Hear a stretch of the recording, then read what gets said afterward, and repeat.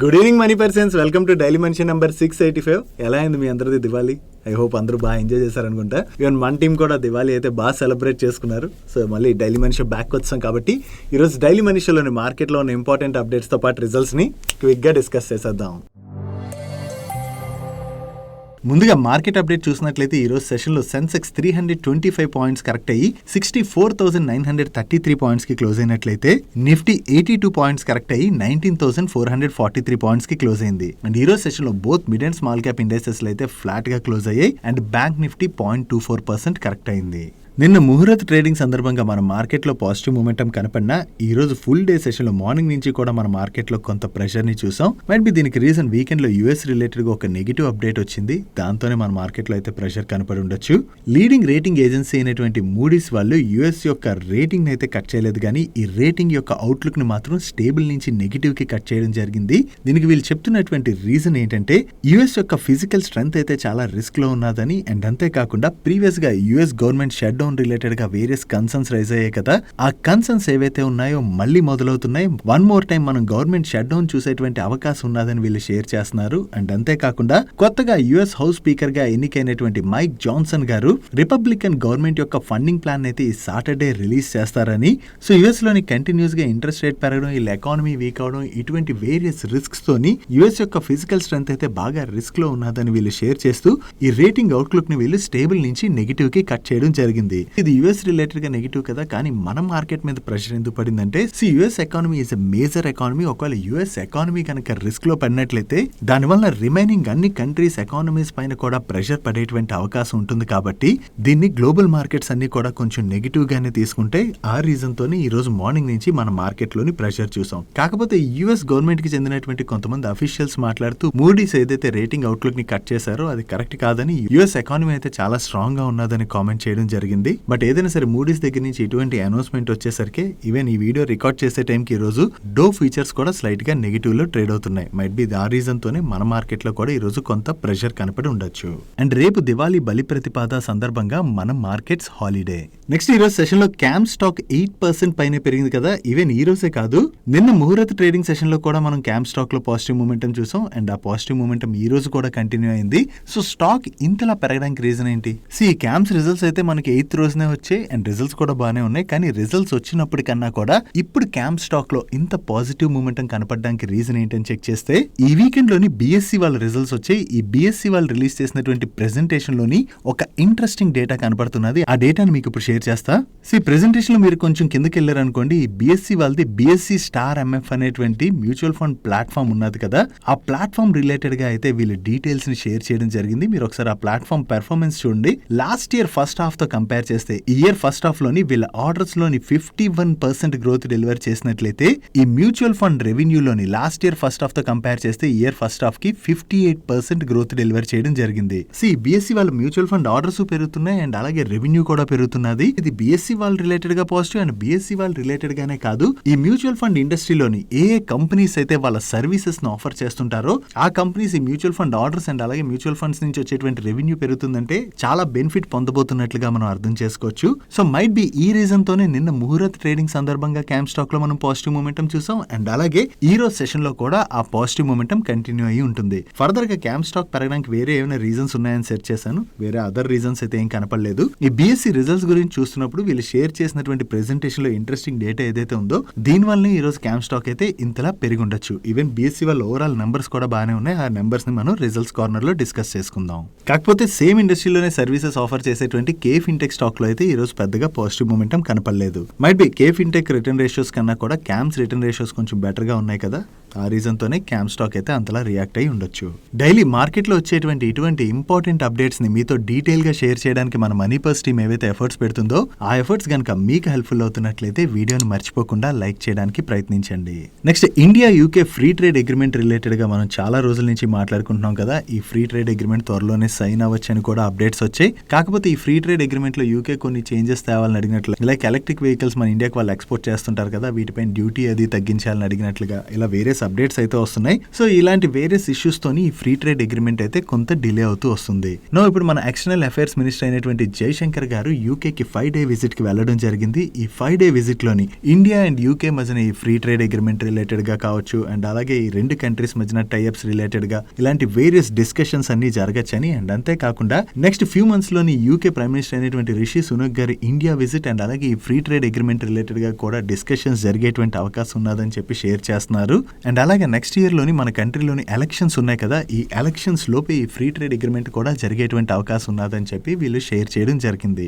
ఒకవేళ ఈ free trade agreement related గా ఏవైతే డిస్కషన్స్ ఉన్నాయో ఈ డిస్కషన్స్ అన్ని త్వరగా ఒక కొలిక్కొచ్చి రెండు కంట్రీస్ మధ్యన ఫ్రీ ట్రేడ్ అగ్రిమెంట్ కనుక జరిగినట్లయితే అది మన కంట్రీలోని వేరియస్ ఇండస్ట్రీస్ లో ఉన్నటువంటి కంపెనీస్ కి అయితే చాలా బెనిఫిట్ కానున్నది.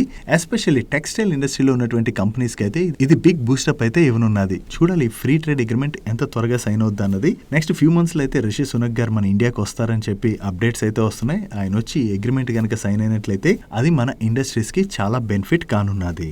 Next every month mutual funds ఎక్కువగా కొని అమ్మిన స్టాక్ డీటెయిల్స్ వస్తుంటాయి కదా, ఈసారి కూడా నోవా రీసెర్చ్ వాళ్ళు ఈ డేటాని రిలీజ్ చేయడం జరిగింది. సో ఈ అక్టోబర్ మంత్ లో మనం చూసినట్లయితే mid and small cap space లోని మ్యూచువల్ ఫండ్స్ ఎక్కువగా BSE, Dixon technologies, Nazara tech, JSW infra and సింజన్ international ఇటువంటి స్టాక్స్ ని ఎక్కువగా కొన్నారు. వీటిలో ఎన్ని స్టాక్స్ ని వీళ్ళు కొన్నారు అండ్ అలాగే ఎంత అమౌంట్ ని పర్చేస్ చేశారన్నది మీరు ఇక్కడ చూడొచ్చు. వీటితో పాటు ఈ అక్టోబర్ మంత్ లో మ్యూచువల్ ఫండ్స్ రిమైనింగ్ ఏ స్టాక్స్ ని ఎక్కువగా కొన్నాయన్నది మీరు ఇక్కడ స్క్రీన్ పై చూడొచ్చు. అండ్ ఈ స్టాక్స్ ని వీళ్ళు ఎక్కువగా కొన్నట్లయితే రీసెంట్ గా విండ్ ఎనర్జీ రిలేటెడ్ గా బాగా బజ్ క్రియేట్ అవడంతో సుజ్లాన్ ఎనర్జీ స్టాక్ రిలేటెడ్ గా కూడా బాగా బజ్ పెరుగుతున్నది. బట్ కానీ ఈ అక్టోబర్ మంత్ లో మిడ్ అండ్ స్మాల్ క్యాప్స్ లోని మ్యూచువల్ ఫండ్స్ ఎక్కువగా ఈ సుజ్లాన్ ఎనర్జీ స్టాక్ ని సెల్ చేయడం జరిగింది. Might be last few months గా మార్కెట్ లో ఏదైతే బజ్ క్రియేట్ అయిందో దాంతో ఈ స్టాక్ ర్యాలీ అయింది కదా, సో కొంత ప్రాఫిట్ అయితే మ్యూచువల్ ఫండ్స్ ఈ స్టాక్ లో బుక్ చేసుకుని ఉంటాయి. అండ్ దీని తర్వాత Bandhan bank, Chola finance, MCX, SAIL లాంటి స్టాక్స్ ని వీళ్ళు ఎక్కువగా సెల్ చేశారు. వీటి తర్వాత ఏ స్టాక్స్ ని వీళ్ళు ఎక్కువగా సెల్ చేశారు అన్నది మీరు ఇక్కడ స్క్రీన్ పై చూడొచ్చు.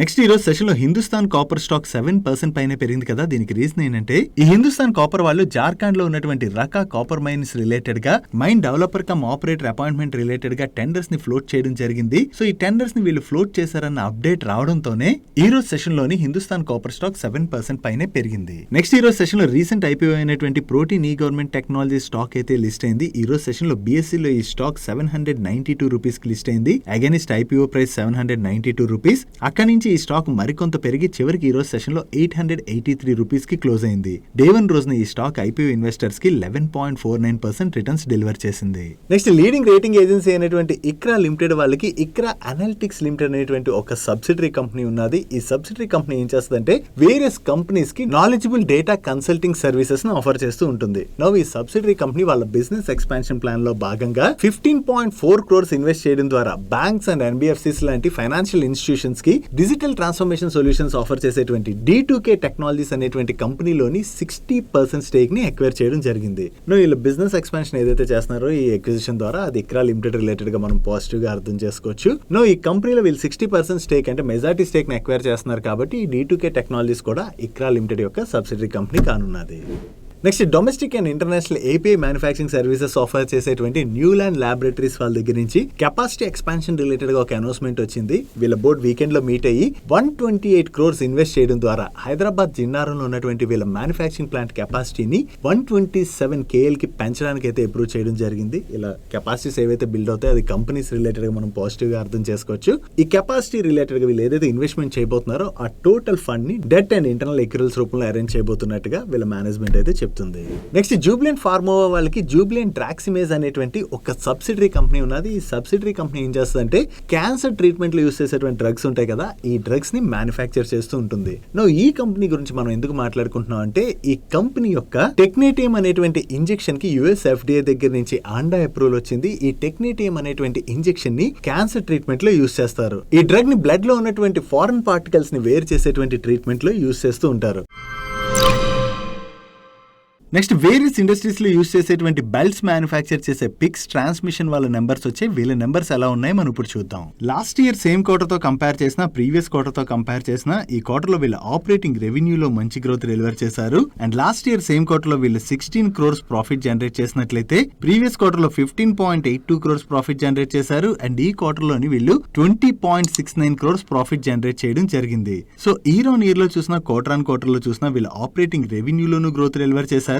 అండ్ అలాగే లాస్ట్ ఇయర్ సేమ్ క్వార్టర్ తో కంపేర్ చేసిన, ప్రీవియస్ క్వార్టర్ తో కంపేర్ చేసిన ఈ క్వార్టర్ లోని వీళ్ళ మెటీరియల్ కాస్ట్ కూడా బాగా తగ్గడంతో ప్రాఫిట్స్ లోని ఇంకా మంచి గ్రోత్ కనిపిస్తుంది. సో ఓవరాల్ గా ఇయర్ ఆన్ ఇయర్ లో చూసిన, క్వార్టర్ ఆన్ క్వార్టర్ లో చూసిన వీళ్ళ టాప్ లైన్ లోను బాటమ్ లైన్ లోను మంచి గ్రోత్ డెలివర్ చేయడంతోనే ఈ రిజల్ట్స్ వచ్చిన తర్వాత నిన్న ముహూర్త ట్రేడింగ్ సందర్భంగాను స్టాక్ లో మనం పాజిటివ్ మూమెంటం చూసాం. అండ్ ఈ రోజు కూడా ఆ పాజిటివ్ మూమెంటం అన్నది కంటిన్యూ అయ్యి ఈ 2 days లో స్టాక్ 20% పైనే పెరిగింది. నెక్స్ట్ BSE నెంబర్స్ కూడా వచ్చాయి. వీళ్ళ నెంబర్స్ ఎలా ఉన్నాయో చూద్దాం.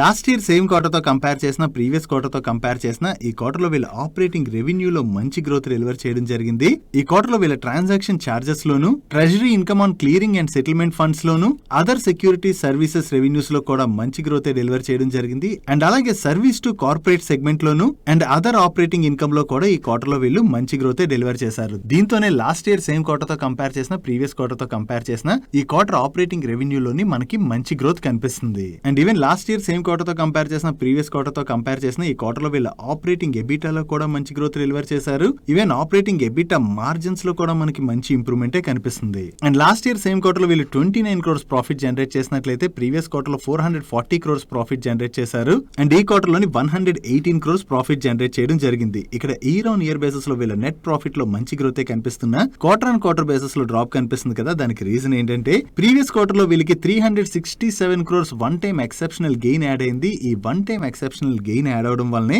మనకి ప్రీవియస్ క్వార్టర్ ప్రాఫిట్ లోని ఇంత జంప్ కనిపిస్తుంది. అదే profit before exceptional item and tax number ని మనం కంపేర్ చేస్తే ప్రీవియస్ క్వార్టర్ తో కంపేర్ చేసిన ఈ క్వార్టర్ లో వీళ్ళ ప్రాఫిట్ లోని మంచి గ్రోత్ డెలివర్ చేశారు. And even year on year basis లోని వీళ్ళ నెట్ ప్రాఫిట్ మార్జిన్ లో కూడా మంచి గ్రోత్ డెలివర్ చేయడం జరిగింది. And even last year same quarter తో కంపేర్ చేసిన, ప్రీవియస్ క్వార్టర్ తో కంపేర్ చేసిన వీళ్ళ నెట్ ప్రాఫిట్ మార్జిన్ లో కూడా మంచి గ్రోత్ డెలివర్ చేయడం జరిగింది. సో ఓవరాల్ గా చూసుకుంటే ఈ క్వార్టర్ లో BSE వాళ్ళు మంచి నెంబర్స్ డెలివర్ చేయడంతోనే ఈ రోజు సెషన్ లో BSE స్టాక్ లో మనం పాజిటివ్ మూమెంటం చూసాం.